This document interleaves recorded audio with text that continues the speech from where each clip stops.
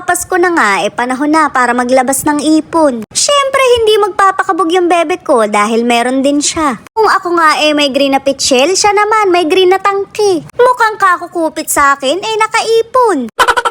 Una ko ang papakita yun sa kanya pero hindi ko mabuksan. O diba, tinuturuan pa ako kung paano. Bilib din talaga ako sa disiplina ng bebe ko. Pagka ganitong nabubuksan yung alkansya ko, mayat maya ko ring dudukutan. Yung tipong maghuhulog ka ng 5 piso tsaka kadudukot ng 20.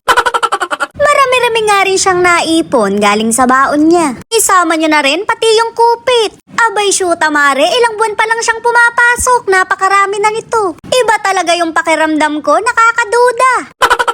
Pwera biro mga mare, tinuruan talaga namin siyang mag-ipon. Mainam na yung bata pa lang, matuto na. Syempre kapag mag-iipon tayo, dapat may bibilhin o paggagamitan. Gusto daw niya ng pink na dress sa Pasko, kaya ginawang inspirasyon. Ring at humahabol pa, may coins pa raw siya. O diba, bata pa lang, marunong ng paghirapan ng mga gusto. Ilang candy rin mare ang tiniis bilhin nito. Nakaiwas na sa pagkabungay, nagka-pink dress pa. Ang galing naman talaga ng bebe ko. Abay, ganon-ganon lang nakasungkit na sa wallet ko. Pambili ko yata ng isang set yan, hindi mo pa pinaligtas.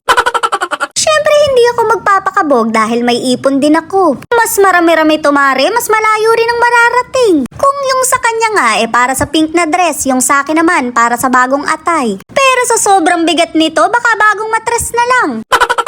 Kita mo nga naman, bawat piso talaga mahalaga. Pagka pinagsama-sama, malaking halaga. Kaya matuto tayong magpahalaga sa kinikita nating pera. Unahin ang importante bago ang luho. Pero pwede naman nating bilhin kung talagang afford natin. Huwag lang yung tipong kahit mangutang tayo, makabili lang. Kawawa naman kasi yung mga uutangan natin dahil pinaghirapan din nila yun. Nagmalasakit na nga lang, hindi pa nabayaran. Hindi naman masama na bilhin yung makakapagpasaya. Pero matuto tayong paghirapan at pagsumikapan. Yun naman payo lang na may konting pangingialam.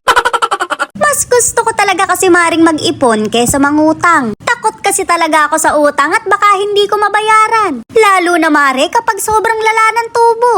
Yung tipong akala mong makakatulong mas lalo ka pang nabaon. Ranas ko kasi yan mare kaya na-share ko lang. Wala naman kasing masamang mangutang basta marunong din magbayad. Kaya kapag wala akong pera tinitiis ko na lang. Ganon din kasi kapag nagkaroon ako pambabayad ko lang.